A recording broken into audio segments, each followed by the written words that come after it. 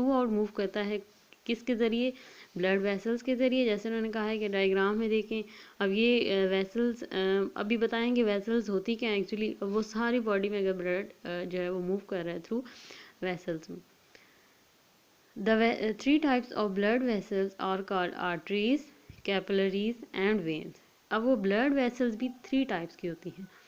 Number 1 arteries, number 2 capillaries and number 3 is veins।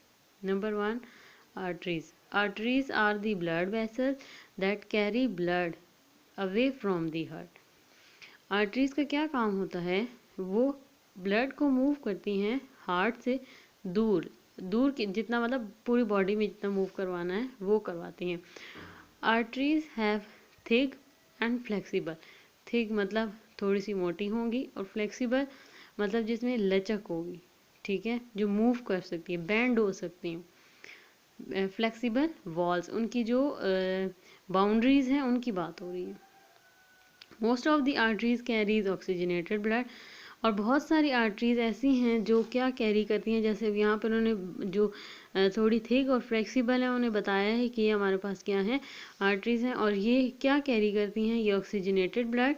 But the pulmonary arteries carry deoxygenated blood to the lungs. अब हम ये बात पहले पढ़ चुके हैं, डीऑक्सीजनेटेड ब्लड हमेशा कहाँ जाता है, लंग्स में, और वो वहाँ से प्योरीफाई होता है। इसलिए उन्होंने कहा है कि जो पल्मोनरी आर्टरीज है वो क्या कैरी करती है, deoxygenated blood to the lungs, lungs की तरफ लेके जाती है। Arteries divided into many times to form a smaller tubes called the capillaries. और इसी तरह जो है वो आर्टरीज डिवाइड होती हैं बहुत सारे और हिस्सों में, और वो क्या कहलाती हैं हमारे पास, capillaries. Capillaries are the smallest blood vessels in our body, in the body। के कैपिलरीज जो हैं वो सबसे स्मॉल वेसल्स हैं हमारी बॉडी में। There are so small that red blood cells flow through them। जो कैपिलरीज हैं उनसे क्या होता है कि रेड ब्लड सेल्स फ्लो करते हैं हमारी बॉडी में, 1 सेल एट द टाइम, एक सेल में एक ही बार वो मूव करती हैं।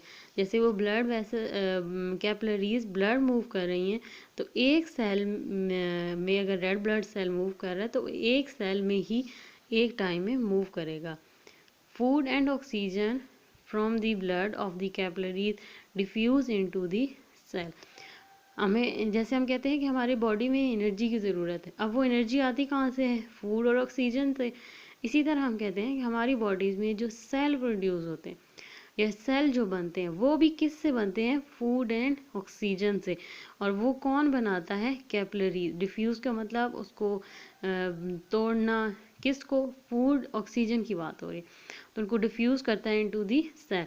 The waste material and carbon dioxide from the cells diffuse into a body of the capillaries. इसी तरह जो वेस्ट मटेरियल या जो सेल्स जो ख़त्म हो जाते हैं उनको भी कौन जो है वो हमारी बॉडी से रिमूव करता है, वो करता है कैपिलरीज, या उनको मूव करवाता है वेस्ट मटेरियल को या जो भी कार्बन डाइऑक्साइड होगी। Capillaries again join to form a large blood vessels called the vein. और वे ये ही दोबारा जो है वो जब कंबाइन होती हैं, एक दूसरे से मिल जाती हैं कैपिलरीज, तो वो दोबारा से वेन्स बनाती हैं। सबसे पहले ब्लड वेसल्स थी, ब्लड वेसल्स में हमने कहा था आर्टरीज हैं जो